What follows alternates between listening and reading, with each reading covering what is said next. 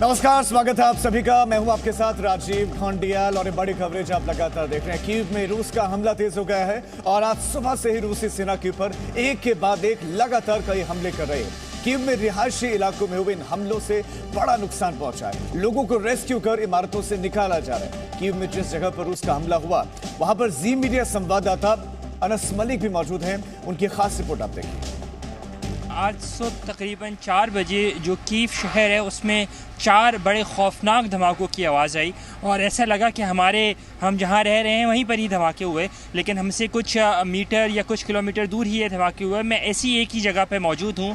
यहाँ पे ये 16 मंजिला इमारत है जहाँ पे आप मेरे अक़ब में देख सकते हैं कि अभी भी इधर आग लगी हुई है और आग बुझाने का अमल जो है वो इस वक्त जब मैं आपसे बात कर रहा हूँ तो ये आग स्नॉर्कल के ज़रिए 16 मंजिला इमारत पर आग बुझाने का अमल इस वक्त भी जारी है। ये रेजिडेंशियल कंपाउंड है एक, जहाँ पर जो है सिर्फ और सिर्फ सिविलियन रहते थे।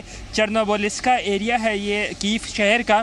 ये सेंटर से तकरीबन 8 किलोमीटर दूर है, लेकिन ये आता कीव शहर के अंदर ही है, कीव शहर की रीजन में ही आता है। और आप देख सकते हैं कि ये एक अब अनक्लियर है कि ये आर्टिलरी स्ट्राइक थी कि एयर स्ट्राइक थी कि शेल था, लेकिन एक चीज़ जो बड़ी क्लियर है वो जब मैं आपसे बात कर रहा हूँ तो अभी भी आप अक़ब में सुन सकते हैं कि शेलिंग की आवाज़ जो है वक्तन फ़वक्तन आ रही है। अभी आपको चंद लम्हों पहले ही एक बूम की आवाज़ जो आई थी वो शेलिंग की आवाज़ है।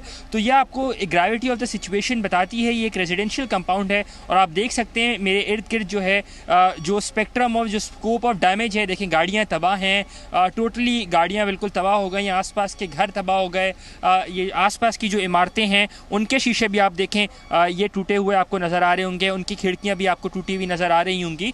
तो ये आपको स्पेक्ट्रम और स्कोप ऑफ डैमेज आपको बताता है कि किस तरह लोग जो हैं वो यहाँ पे अभी भी सफ़र कर रहे हैं। देखें ये धुआं निकलता हुआ आपको नज़र आ रहा होगा और साथ में स्नॉर्कल की मदद से अभी भी जो है ये आग बुझाने का अमल जो है इस वक्त भी जारी है। ये सुबह 4 बजे का वाक़या है। इस वक्त 7 घंटे गुजर जाने के बावजूद भी इस वक्त भी आग बुझाने का जो अमल है वो मुकम्मल तौर पर कंप्लीट नहीं हो सका है, मुकम्मल तौर पे मुकम्मल नहीं हो सका है।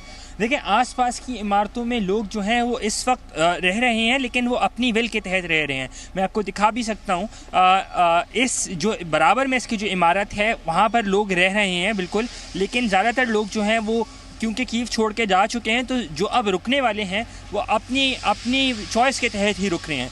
जिस इमारत के ऊपर ये हमला जो हुआ है, मैं आपको उस इमारत को फिर वापस लेके जाता हूँ और ये देखें आप स्नॉर्कल के ज़रिए जो है वो आग बुझाने का जो अमल इस वक्त भी जारी है। इस इमारत पे जो है इस इमारत में 2 लोग जो हैं इस वक्त आज सुबह जो है उनकी हलाकत हुई है। 46 लोगों को 46 लोगों को जो है वो यहाँ से रेस्क्यू किया गया है और इस वक्त भी आग बुझाने का जो अमल है वो जारी है। टोटली ये इमारत जो है वो तबाह हो चुकी है और वो इस हालत में नहीं है कि इस वक्त लोग जो हैं यहाँ पे रह सकें। आज रात 8 बजे जो है वो यहाँ पर कर्फ्यू की इम्पोजिशन जो है वो कर दी जाएगी। अमूमन वैसे भी कीव शहर के अंदर एक कर्फ्यू जो है वो नाफिजुल अमल होता है सुबह शाम को तकरीबन 7 बजे से सुबह 7 बजे तक, लेकिन अभी जो कर्फ्यू का ऐलान किया गया है वो कर्फ्यू है 36 घंटे के लिए।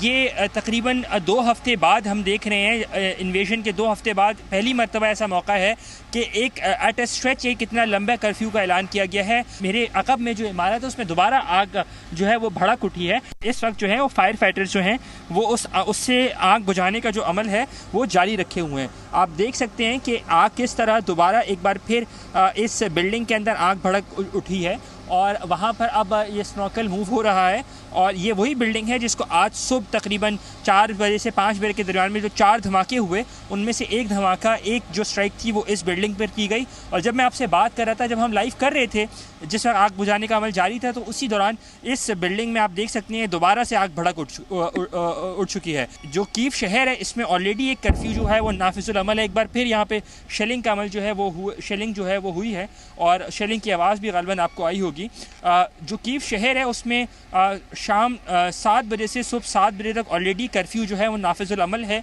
लेकिन अभी जो है 36 घंटे का कर्फ्यू लगाया गया है। गोया आज का दिन, आज रात 8 बजे से कल का पूरा दिन और फिर परसों सुबह 7 बजे तक जो है वो कर्फ्यू नाफिजुल अमल रहेगा। हमारे संवाददाता अनिस मलिक की रिपोर्ट आपने देखी और आपने अंदाजा लगाया वहां पर हाल क्या है। इस बीच में एक और बड़ी खबर आपको देते हैं। रूस के रक्षा मंत्रालय ने यूक्रेन की सेना पर ड्रोन से हमले का एक वीडियो जारी किया है। रूस के रक्षा मंत्रालय ने इस वीडियो को जारी किया है और यूक्रेन की सेना पर ड्रोन से इसमें हमला करते हुए दिखाया गया है। इस वीडियो में रूसी ड्रोन है, यूक्रेन के टैंकों को निशाना बना रहे हैं। आप इन तस्वीरों को देखिए। जैसे ही हमला होता है, जैसे ही टारगेट पर ये ड्रोन जो है निशाना लगाते हैं, वहां पर कितना जबरदस्त विस्फोट होता है। आप देखिए कितना जबरदस्त विस्फोट। ये रूसी रक्षा मंत्रालय की तरफ से जारी किया गया वीडियो है।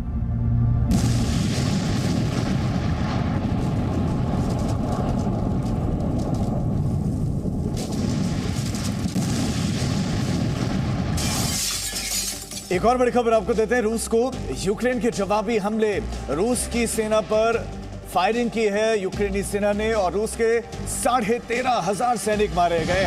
यूक्रेन ने कहा कि रूस के अब तक 13,500 सैनिक मारे गए, तो 404 टैंक, 81 एयरक्राफ्ट हमने उनके गिरा दिए, मार गिराए।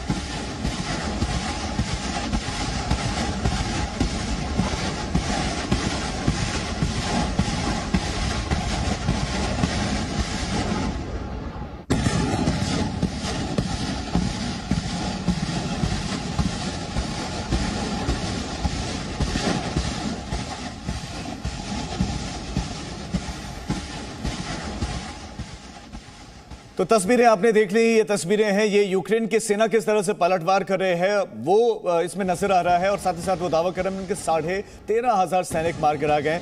इस वक्त हमारे साथ हमारे संवाददाता कुलदीप जुड़ गए जो कीव में मौजूद हैं, जो यूक्रेन की राजधानी कीव में मौजूद हैं। कुलदीप, मैं आपसे सबसे पहले तो ये समझना चाहूंगा कि रूसी वार्ताकार कह रहे हैं कि समझौता हो सकता है, ज़ेलेंस्की कह रहे हैं कि बातचीत की जमीन तैयार हो रही है, टर्की कहता है कि पुतिन बातचीत करने के लिए तैयार है, बातचीत वो भी चाहते हैं।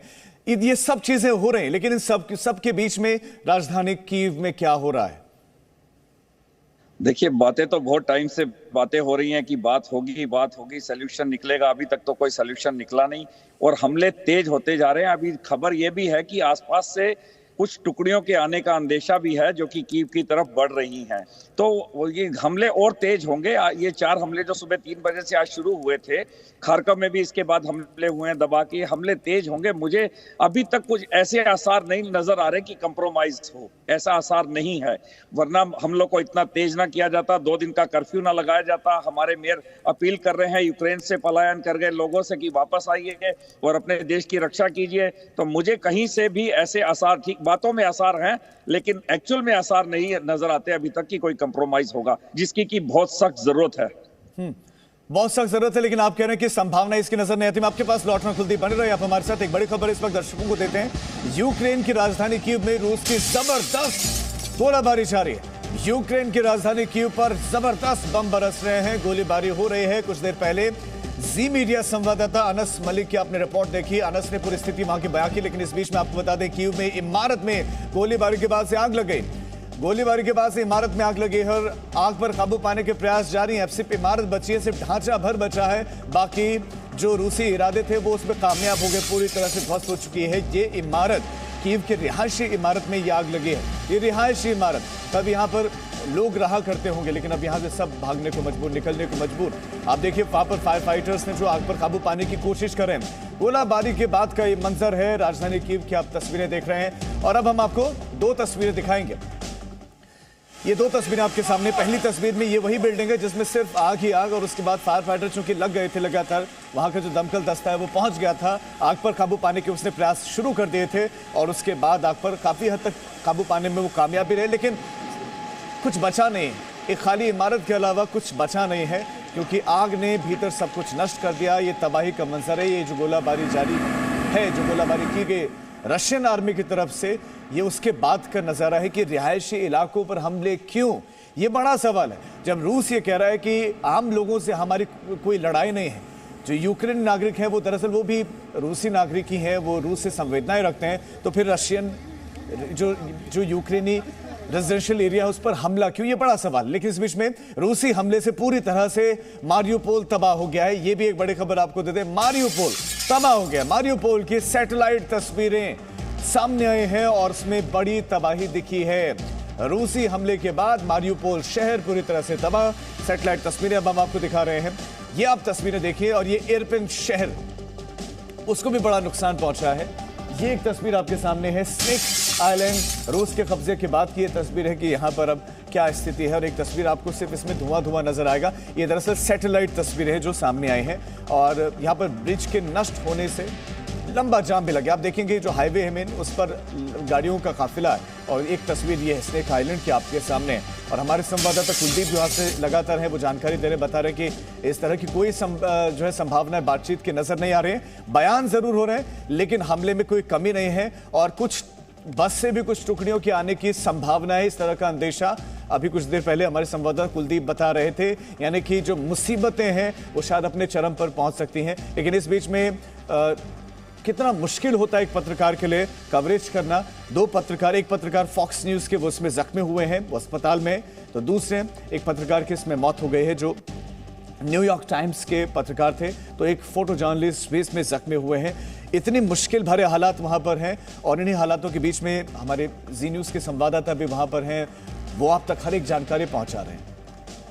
Presenting B News app, available on Google Play and App Store. Download it now.